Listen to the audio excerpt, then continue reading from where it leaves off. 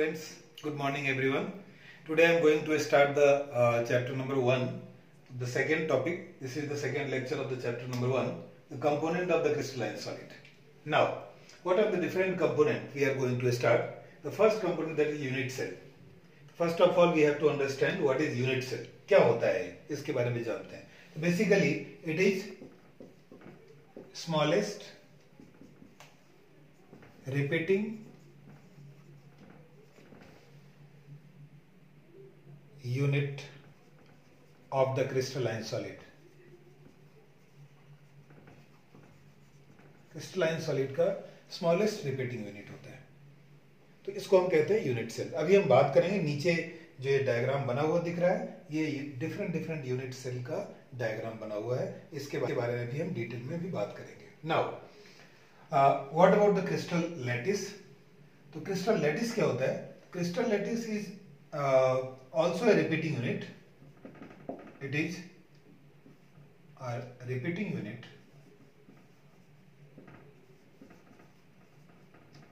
of crystal. तो इसमें और इसमें डिफरेंस क्या है? तो कुछ यूनिट सेल मिलकर के क्रिस्टल लैटिस बनाते हैं. बेसिकली इतना ही डिफरेंस है. This is not smallest constituent particle of the crystal, but ये एक इंपॉर्टेंट है. नाउ हम अब बात करने वाले हैं ब्रेविस लैटिस. ब्रेविस लैटिस के बारे में बात करेंगे. तो ब्रेविस लैटिस क्या होता है? बेसिकली जितने different types of crystal system है, क्रिस्टल सिस्टम मीन्स किस तरीके से क्रिस्टल अरेंज्ड होता है, किन किन तरीके का उसमें यूनिट सेल प्रेजेंट होता है, these are the different crystal system. तो बेसिकली क्रिस्टल सिस्टम को अगर हम चेक करें तो there are 7 types of crystal system. The first one is the cubic, then tetrahedral, then orthorhombic, then monoclinic, then triclinic, then rhombohedral, and then hexagonal. तो all these are the 7 types of the crystal system basically. और हर crystal system में different types of unit cell होता है, जो smallest building blocks you can say, और smallest repeating unit, तो वो हर क्रिस्टल सिस्टम में होता है.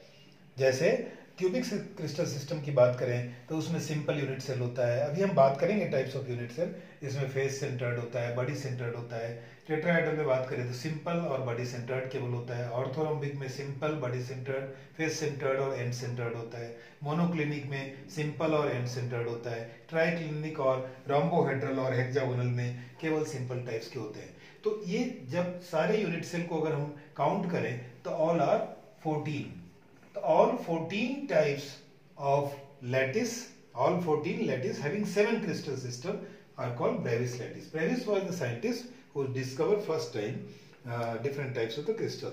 That's why this is called Brevis lattice. Now, I am going to explain about the unit cell, types of unit cell.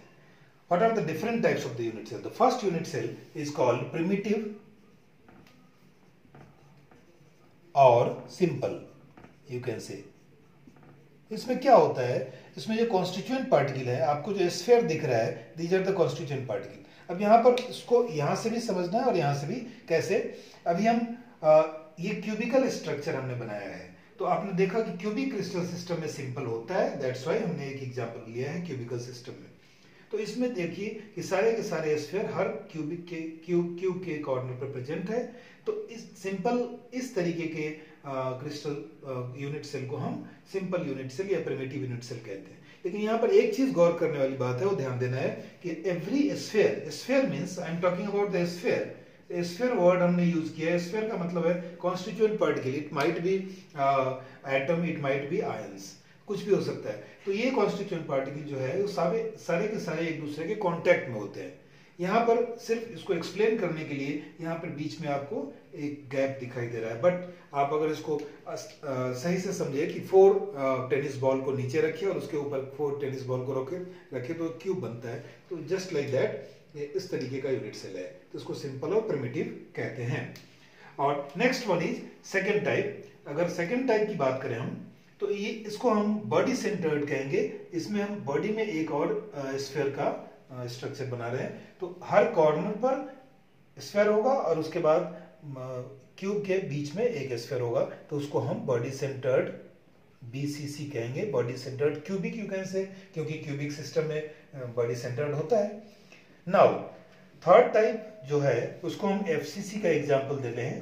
कैसे देंगे? हर corner पर एक एक स्फीयर और हर फेस पर एक एक स्फीयर होगा।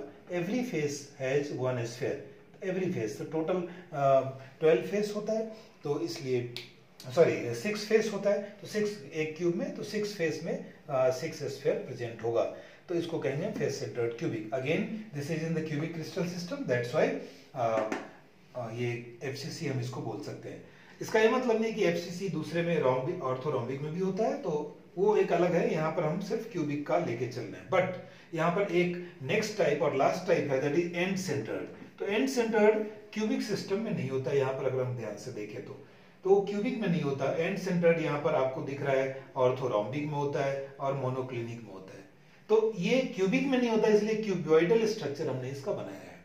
तो हर कॉर्नर पर इसकी क्या खास बात है, कैसा होता है? Every corner contains one sphere, means one constituent particle, and other than that spheres are also present at the two opposite faces, opposite face पर present होता है, तो इसको हम end centered cubic कहेंगे। Now in this chapter we are going to explain in detail only cubic crystal system, not rest of this।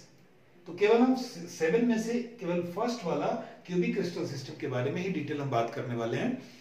यहाँ पर and centred का सिर्फ इंट्रोडक्शन था, तो इसका मतलब क्या हुआ कि सिर्फ 3 टाइप्स ऑफ यूनिट सेल के बारे में ही इस चैप्टर में बात होगी। तो अब आगे देखते हैं कि यूनिट सेल का जो स्ट्रक्चर आपने देखा 3 टाइप का, उसमें हर यूनिट सेल में एटम कितना प्रेजेंट होता है, इसके बारे में बात करते हैं। Now what are the different percentage contribution of the sphere in unit cell. जो हम कैलकुलेट करने वाले हैं किसी भी यूनिट सेल में कितना एटम प्रेजेंट होता है एक्चुअल में, उसके बारे में बात करेंगे, उसका कैलकुलेशन कैसे होगा। तो उससे पहले हमें ये देखना पड़ेगा कि किसी भी यूनिट सेल में स्फीयर जो प्रेजेंट है उसका कंट्रीब्यूशन कितना है उस यूनिट सेल में, अगर स्फीयर डिफरेंट डिफरेंट पोजीशन पे प्रेजेंट है तो उसके बारे में देखते हैं। अब इसको थोड़ा समझने की कोशिश करो। लेट्स सी कि यहाँ पर ये क्यूबिकल सिस्टम है, यहाँ पर एटम कहीं भी प्रेजेंट हो सकता है। इट माइट बी सिंपल, अगर सिंपल है तो हर कॉर्नर पर एटम होगा या स्फीयर होगा, या फिर अगर बीसीसी है तो कॉर्नर के अलावे फेस पर बॉडी सेंटर पे होगा, अगर एफसीसी है तो कॉर्नर के अलावे फेस पर होगा। कुछ ऐसे भी अरेंजमेंट होता है जिसमें एज पर भी प्रेजेंट होता है। तो अगर कॉर्नर पर है तो उसका कितना पार्ट, क्या लगता है अगर ये कॉर्नर पर यहाँ प्रेजेंट है तो क्या इस एटम का 100% पार्ट इस क्यूबिक सिस्टम में इन्वॉल्व है? नहीं। तो इसका कितना पार्ट इन्वॉल्व होगा, इसके बारे में जानते हैं। तो फर्स्ट हम देखते हैं सबसे पहले कि अगर कॉर्नर पर है तो उसका कितना पार्ट कंट्रीब्यूट करेगा। तो कॉर्नर एटम का कंट्रीब्यूशन होगा 1/8 पार्ट। 1/8 पार्ट का मतलब है कि अप्रोक्सीमेटली 12.5% कंट्रीब्यूशन होगा। कैसे इसको अगर समझे तो कैसे होगा, अगर ये स्फीयर यहाँ पर है तो ये स्फीयर का कुछ पार्ट इसमें है, अगर इस स्फीयर के जस्ट ऊपर एक स्फीयर रखे, इस स्फीयर के जस्ट बगल में एक स्फीयर रखे, इस स्फीयर की sorry I am talking about cubic, इस स्फीयर के कुछ पार्ट इसमें कंट्रीब्यूटेड है, इस यूनिट सेल के बगल में एक यूनिट सेल, इसके बगल में एक यूनिट सेल, और फिर इन दोनों के पीछे यहाँ पर एक यूनिट सेल। तो 4 तो नीचे हो सकता है जिसका कॉमन स्फीयर ये होगा, और 4 उसके ऊपर होगा, तो यानी total 1 sphere contributes in 8 unit cell. तो that's why per unit cell 1/8 part involve हुआ।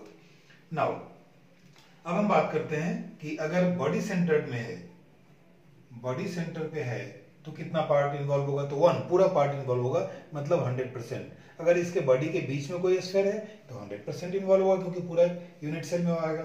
थर्ड पार्ट अगर फेस पर है, तो अगर कोई स्फीयर फेस पर है तो फेस पर 1/2 पार्ट। क्यों? क्योंकि अगर ये फेस पर यहाँ पर है तो इसके ऊपर दूसरा स्फीयर आएगा, तो इसका हाफ पार्ट दूसरे स्फीयर में होगा, हाफ पार्ट नीचे वाले स्फीयर में होगा, तो 50% कंट्रीब्यूशन होगा। फोर्थ, अगर एज पर है, अगर कोई एज पर है, मान लो यहाँ एज है, एज पर कोई स्फीयर यहाँ पर प्रेजेंट है, तो उसका कितना पार्ट होगा। तो उसको थोड़ा समझते हैं कैसे।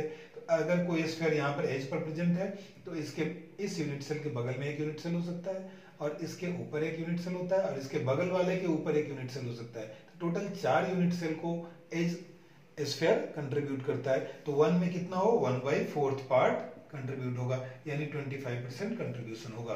तो ये डिफरेंट कंट्रीब्यूशन हमने किया क्योंकि इसकी जरूरत पड़ेगी कैलकुलेशन में। अब हम बात करते हैं कि अगर हमारे पास सिंपल यूनिट सेल है तो उसमें नंबर ऑफ एटम कितना होगा। तो नंबर ऑफ एटम कैसे कैलकुलेट करेंगे। तो सिंपल यूनिट सेल में केवल कॉर्नर पर एटम होता है, जो अभी अभी आपने डायग्राम में देखा था, कॉर्नर कितने हैं, 8 कॉर्नर, और हर कॉर्नर का कंट्रीब्यूशन कितना होता है, 1/8 पार्ट। तो टोटल एक्चुअल में 1 एटम उसमें प्रेजेंट होता है। अगर हम बीसीसी की बात करें, बॉडी सेंटर्ड क्यूबिक की, तो बॉडी सेंटर्ड में कॉर्नर के अलावे बॉडी के बीच में होता है। तो नंबर ऑफ एटम कैसे कैलकुलेट करेंगे, तो नंबर ऑफ एटम आ जाएगा कॉर्नर वाला 8 इंटू 1/8, वैसे ही प्लस एक बॉडी के बीच में है, तो बॉडी के बीच में 100% कंट्रीब्यूट होगा, तो टोटल काउंट होगा 2, टोटल 2 हो गया। सी एफसीसी की बात करते हैं। एफसीसी में कितना नंबर ऑफ एटम होगा, कैसे कैलकुलेट करेंगे, तो एफसीसी में 2 कंपोनेंट होगा, एक कॉर्नर पर, तो कॉर्नर वाला फिर से वही 8 इंटू 1/8 प्लस एफसीसी में फेस पर प्रेजेंट होता है, और फेस पर कंट्रीब्यूशन कितना है, हाफ यानी 50%। तो कितने फेसेस हैं टोटल, 6 फेस और हर फेस का हाफ, तो टोटल कैलकुलेट करने के बाद ये 4 एटम हो जाता है। तो यहाँ पर देखिए कि एक्चुअल में सिंपल यूनिट सेल में नंबर ऑफ एटम कितना है, दैट इज 1, बीसीसी में दैट इज 2, एंड एफसीसी में दैट इज 4। तो ये था number of atom, how can we calculate the number of atom per unit cell, जो आज हमने इसको बारे में डिस्कस किया। तो ये इस वीडियो में included. Thank you very much.